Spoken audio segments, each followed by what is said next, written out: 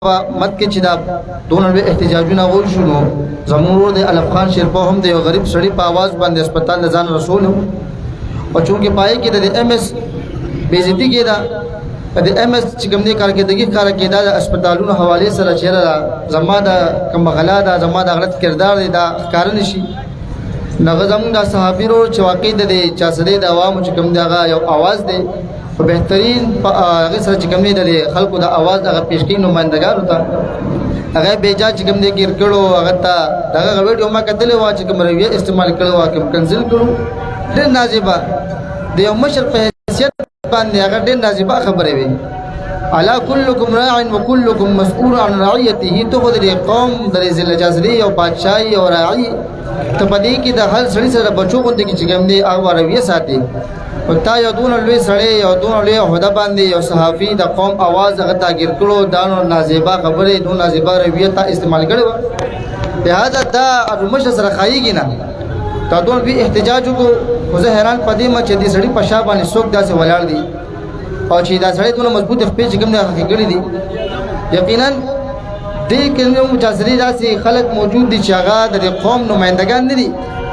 اسف د پیسې خلک دي چې پیسو لپاره چې کوم دي دوی دته کې د سړی په خلکو باندې مسلط کړي دي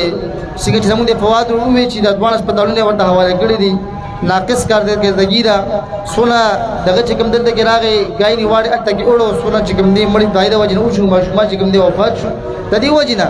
کارکردګي هیڅ کوم دي نشته دي زه په حیثیت د ذمہ دار د عالمي مجلس تحفظ ختم نبوت ان شاء الله دوی سره ولاړو سب قسم خدمت مون باندې راځي ان شاء الله هغه وکړو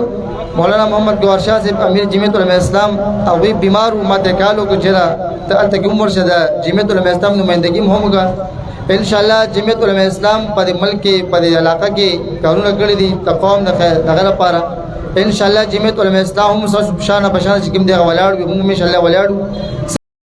قسم خدمت مونږ باندې چې کوم دی غره چې ان شاء الله احتجاج چې کوم دی هغه وکړو یو بل ضروری خبره تاسو کومه کله چې ملګرو ته پته وی چې پرون یا نن په هندستان کې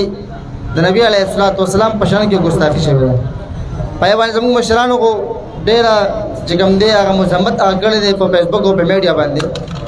په زمای عزتمندو دوی ته پته نه لګي چې په هندستان کې یو مکه او سړی راجپال می ګستاخی کړي وو هغه زموږ د علاقې علم الدین شهید رحمت الله علیه چې کوم دی مردار کړو د علم الدین شهید رحمت الله علیه روحاني اولاد چې کوم دی هغه اوس موجود دی دوی دانو ګوري شیرا په مو په هندستان کې بیا چې کوم دی نبی اسلام ګستاخی کوم په کوم دی پاتې شو د علم الدین شهید رحمت الله علیه روحاني اولاد چې کوم دی موجود دي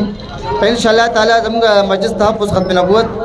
جمعیت العلماء اسلام او دا زموږ چې کوم مذهبي نورونه دي جماعت اسلامي وغیرہ بلکې دا د هر پاټه پیغمبر نبی علیه السلام په ان شاء الله احتجاج وکړو ان شاء الله کوم چې کوم ټول مګر چې کوم شرکت هغه زه بیا شکریا ادا کوم د فیض محمد صاحب سید الله چې موږ دونه دعوت راغو دونه عزت موږ راغو ان شاء الله سکت په خدمت وي ومدیر ان شاء الله شانه بشانه ولاړو واخر دعوانا الحمد لله رب العالمين.